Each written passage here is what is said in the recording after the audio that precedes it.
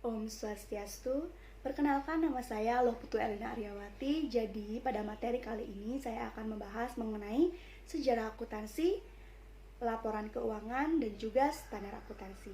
Materi yang pertama saya akan sampaikan terlebih dahulu yaitu mengenai pengertian akuntansi. Akuntansi merupakan seni dalam mengelola data keuangan untuk menyajikan informasi laporan keuangan kepada para penggunanya.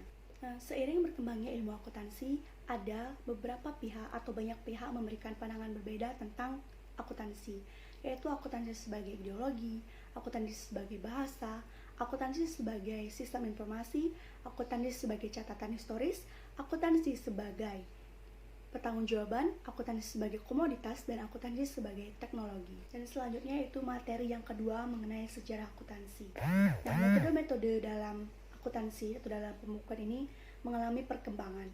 Yang pertama, pada abad ke-16 itu terjadi perubahan teknik-teknik dalam pembukuan.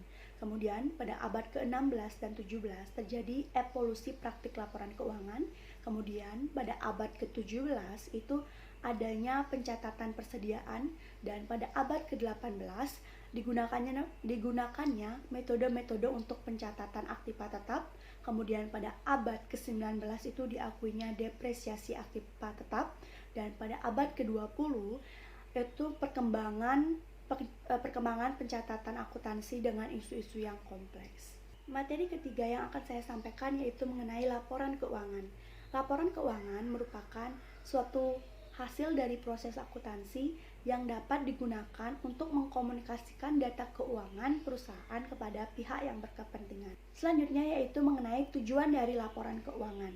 Tujuan laporan keuangan yang pertama adalah memberikan informasi mengenai sumber daya ekonomi dan juga kewajiban perusahaan. Kemudian yang kedua, memberikan informasi mengenai sumber kekayaan bersih perusahaan.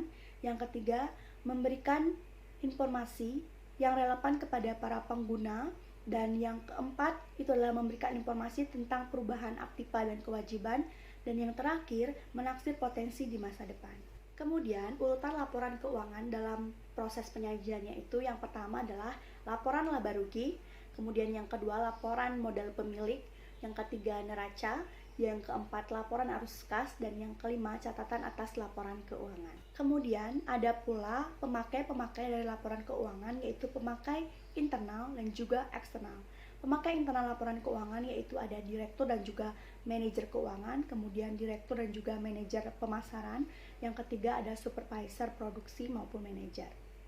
Kemudian ada juga pihak eksternal yang menggunakan laporan keuangan, yaitu ada investor, kreditor, pemerintah, dan juga badan pengawas keuangan. Baik, untuk materi yang terakhir yang akan saya bahas yaitu mengenai standar akuntansi. Di berbagai negara mungkin memiliki standar akuntansi yang berbeda-beda. Misalnya, standar akuntansi di Amerika itu ada SEC, kemudian ICPA, FASB, dan juga GAAP.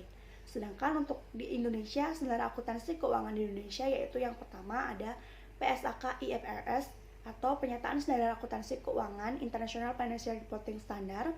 Kemudian yang kedua ada SAK ETAP, Standar Akuntansi Keuangan Entitas Tanpa Akuntabilitas Publik. Kemudian ada PSAK Syariah, dan yang terakhir adalah SAP, Standar Akuntansi Pemerintah. Baik, terima kasih. Jadi itu saja materi yang saya bahas mengenai sejarah akuntansi, laporan keuangan, dan juga standar akuntansi. Semoga materi kali ini bermanfaat untuk kalian semua.